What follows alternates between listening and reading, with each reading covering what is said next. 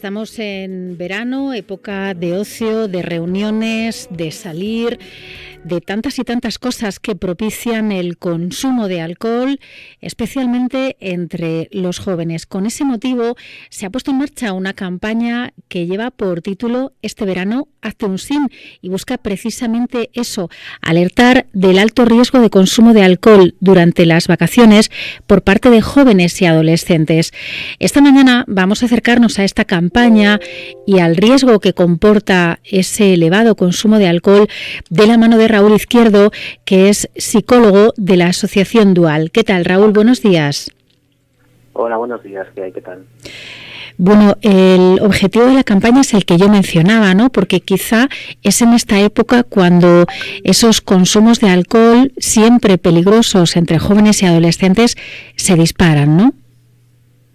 Sí, nuestra campaña forma parte de otra longitudinal que llevamos desarrollando a lo largo del tiempo desde el año 2012 con la financiación del Plan Nacional sobre Drogas y efectivamente ya hace varios años que fijamos nuestra atención en el periodo de verano como la etapa o la ventana temporal crítica de riesgo para el inicio o reinicio del consumo de alcohol en población menor de edad, también en jóvenes, pero sobre todo en menores de edad. ¿Por qué? ¿Cuál es la edad de inicio? Según la encuesta Studer, que es una encuesta que se hace entre los 14 y los 18 años en entornos académicos en todo el territorio nacional, la edad de inicio en el consumo de alcohol queda fijada en torno a los 14 años, es bastante estable. De hecho, hay veces que nos preguntan si ha bajado la edad de inicio. En verdad no es que haya bajado, pero es que es muy temprana. La ley lo que dice es que se debería poder empezar a beber alcohol a partir de los 18 años. Claro, si se hace a los 14, estamos situando un promedio, que por otro lado es un promedio. Quiero decir, hay chicos que empezarán a los 14, otros a los 16, pero también habrá otros que lo hagan a los 12, y es una edad demasiado temprana. Y no solo nos preocupa la edad de inicio, sino sobre todo la forma en que se produce ese inicio, que suele ser en el formato de botellón, mediante sobreingesta compulsiva en entornos alejados de los padres y sin ningún tipo de supervisión, con autorregulación entre los jóvenes y los menores. Desde luego, la novedad de esta campaña, más allá del objetivo, es que, bueno, pues lo que proponéis es lanzar un debate público para revisar los valores que los adultos asociamos al alcohol, sobre todo en contextos de verano, como son pues las fiestas patronales de los pueblos. Esa es un poco la idea, ¿no, Raúl? Sí, la verdad es que nosotros venimos reclamando que no es apropiado señalar de forma exclusiva y excluyente a los menores, a los jóvenes, en relación a las, a las prácticas poco saludables relacionadas con el consumo de alcohol. De hecho, pensamos que nosotros como adultos, a veces ejercemos ejemplos cuestionables o lo que sería mejor, que podríamos ejercer ejemplos más adecuados. Hay un estudio que revela que el 80% de padres y madres consideran que el alcohol anima las fiestas. Entonces, claro, nosotros deberíamos de poder revisar también cuáles son los valores que asociamos al hábito de beber alcohol. Es cierto que existe una regulación cultural, que el alcohol forma parte de nuestros usos y costumbres culturales, pero lo que más nos preocupa de eso es, por ejemplo, que, como decía antes, nosotros estamos importando modelos de ingesta alcohólica que no le son propios a nuestra cultura, que son propios de otros entornos, como decía, la sobreingesta compulsiva o beber masivamente en chupitos o cosas así, que es que no tiene nada que ver con la forma con la que normalmente nos hemos relacionado culturalmente con el consumo de alcohol desde un punto de vista más degustativo o más circunscrito a las celebraciones o a determinadas fiestas, pues como las Navidades. Si nos preocupa especialmente, por ejemplo, las fiestas patronales, pues porque se suelen situar en verano, por ejemplo, en torno al 15 de agosto se celebran fiestas en 1.200 localidades en todo el territorio nacional, y realmente ahí despresurizamos todos, nos olvidamos un poco todos de las exigencias que tenemos, de nuestras obligaciones, a veces de nuestras obligaciones como padres, o incluso fiamos el control y la supervisión de nuestros propios hijos a un tercero, que suele ser un familiar que es un poquito más mayor que nuestro hijo, y como es un familiar y estamos en el pueblo o en la playa o en el entorno habitual de veraneo, consideramos que es un entorno seguro, y es todo lo contrario. La novedad de esta campaña, Raúl, es que busca superar la formulación negativa clásica del mensaje preventivo, que se centra en la resistencia pasiva, como di no, no bebas, no hagas, siempre con el no por delante, y lo que proponéis es instar a menores y jóvenes a asumir un rol activo, a proponerles hacer cosas distintas y alternativas al consumo de alcohol. Sobre el papel, la teoría parece muy fácil, pero qué difícil llevarlo a la práctica, ¿no? Igual no es tan difícil. Claro, lo más difícil es lo que venimos haciendo todo este tiempo. Y a veces con nuestro sesgo protector como adultos no nos damos cuenta de que lo que estamos pidiendo a un joven o a un adolescente es que no haga, que diga que no beba. En fin, le estamos pidiendo a alguien que está llenísimo de energía que no haga en relación a un asunto que es muy atractivo, que es que además nosotros le estamos mostrando que también que también nos gusta como adultos, que salimos en las fiestas a tomar el vermut, que ese vermut a veces se alarga, que estamos en la orquesta y que incluso familiares que no suelen beber en ese día ven, también en Navidad sucede algo parecido. Entonces, de lo que se trata sobre todo es de generar alternativas que resulten incompatibles con el consumo de alcohol y que se basen en utilizar esa energía que tienen los jóvenes de una manera constructiva, proactiva. Por ejemplo, en Ávila, precisamente, el año pasado, en un pueblo del Valle del Tietar, yo asistí, por ejemplo, fui espectador en un torneo de fútbol que se celebraba por las noches, entre las 9 de la noche y la 1 de la mañana, y me pareció una idea excepcional, porque me parece que estamos compitiendo en el ámbito deportivo con las horas en las que un joven va a hacer botellones. Estamos hablando de eso. Lo que pasa es que hay que ser creativos y también hay que invertir dinero. Claro, esa es una cosa importante. A la hora de buscar alternativas al alcohol como forma de ocio, el deporte siempre suele funcionar. Lo que pasa es que, como tú dices, no solemos asociar el deporte, la práctica deportiva, a las horas nocturnas, que desde mi punto de vista es completamente compatible, porque en zonas efectivamente de la provincia de Ávila, como el Valle del Tietar, por el día hace muchísimo calor. Entonces, ese horario nocturno como que propicia la práctica del deporte por una cuestión de que es más fresco y más saludable, ¿no? Hacer deporte pues a la caída del sol o en esas horas nocturnas. Quizá lo que convenga sea poner esa idea en la mente de quienes organizan ese tipo de actividades. Estoy pensando principalmente en alcaldes y concejales de festejos.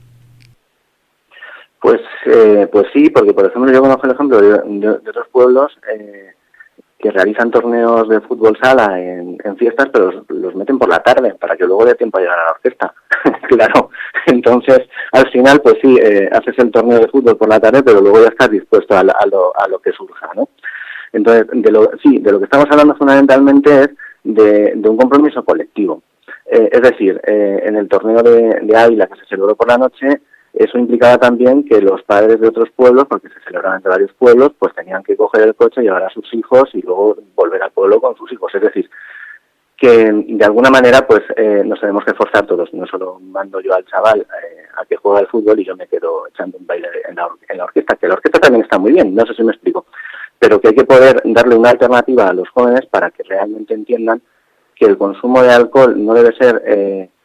Primero, no debe ser un rito de paso, es decir, no debemos disociar ese valor añadido de cuando bebes alcohol te vas haciendo mayor, que incluso como padres a veces pensemos que es que si nuestro hijo no ha bebido ya a una determinada edad es que algo le pasa, que es que eso también lo hemos presenciado en alguna ocasión, y ofrecerles, decía, alternativas saludables para que entiendan, no tanto que no van a beber alcohol, que es algo que forma parte, insisto, de nuestros usos y costumbres, pero sí que lo hagan lo más tarde que sea posible y lo más cerca de la edad legal que sea posible, entre otras cosas, porque es que esa edad se ha establecido desde un punto de vista de la seguridad y de la salud. A los 18 años se está más cerca de haber completado el desarrollo evolutivo biológico natural, que a los 14 sin duda que estamos en formación. Siempre ponemos un ejemplo un poco absurdo, y es que pasaría si durante los meses de verano dejásemos de regar nuestras plantas de casa o nuestros jardines con agua y empezásemos a hacerlo con alcohol. Pues evidentemente eso no funcionaría bien, ¿verdad? Pues lo mismo pasa con con los adultos, pero sobre todo con los menores y los jóvenes. Qué buena comparación, sí. Quería preguntarte también si las redes sociales tienen un impacto negativo en este tema, si lo que ven los chavales en torno al consumo de alcohol en las redes que tanto utilizan, lo que hacen es propiciar ese consumo o quizá adelantarlo. Las redes sociales lo que hacen es, pues, bueno, fundamentalmente son inmensamente transformadoras y son enormemente potentes. Entonces, en ese sentido, si una red social funciona, digamos que promoviendo una conducta ejemplar, pues probablemente funcione muy bien. Pero claro, si lo que hace es todo lo contrario, pues en ese sentido lo que estamos observando con las redes sociales es que están cambiando los modelos de conducta. Pues antes los modelos de conducta estaban en tu entorno más cercano, o si quieres en la televisión, pero con bastante distancia, y ahora mismo pues los menores están asistiendo a personas que de alguna manera se configuran como modelos y digamos que tienen a veces hasta una formación dudosa o unos éxitos sociales también bastante cuestionables. Entonces, también estamos asistiendo como a cómo se establecen retos o juegos de naturaleza competitiva y que son presenciados en privado, sin la supervisión de los padres en la habitación. Y también estamos observando que las estrategias tradicionales de prevención, cuando un menor dice, pues mira, no voy a salir porque no me apetece, porque sé que va a haber un botellón y que no quiero participar de eso, pues eso ahora mismo ocurre que ese botellón viaja hasta tu teléfono móvil, aunque tú estés en tu casa, lo estás presenciando en vivo y en directo, ves lo que te estás perdiendo, ves cómo te estás marginando, porque en el fondo ese botellón, por desgracia, a día de hoy la mayoría de la gente va a participar en él, lo que significa que si tú eres de la minoría es muy probable que sientas que te estás marginando, que estás haciendo algo adecuado, y entonces en ese sentido las redes sociales pueden comprometer las estrategias de prevención tradicionales y pueden promover conductas que hasta este momento pues tendríamos más controladas bajo la supervisión de los padres.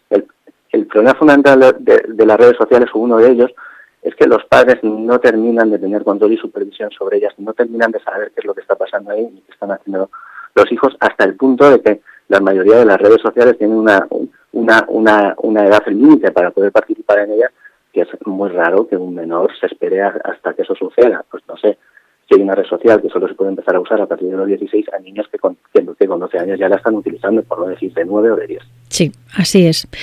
Evidentemente, en las redes sociales y en lo que llega a los teléfonos de nuestros hijos, los padres, iba a decir que no tenemos control, pero sí hay formas de tener control. Lo que ocurre es que no todas las familias los usan, pero lo que sí está completamente en nuestras manos, en las de las familias, digo, es el tema del ejemplo que tú citabas antes, ¿no? Eso es muy, muy importante. ¿Cómo le vamos a pedir a nuestro hijo que no beba si nuestro hijo está viéndonos beber? No se trata de que nosotros no bebamos, sino de cómo tenemos que hacerlo.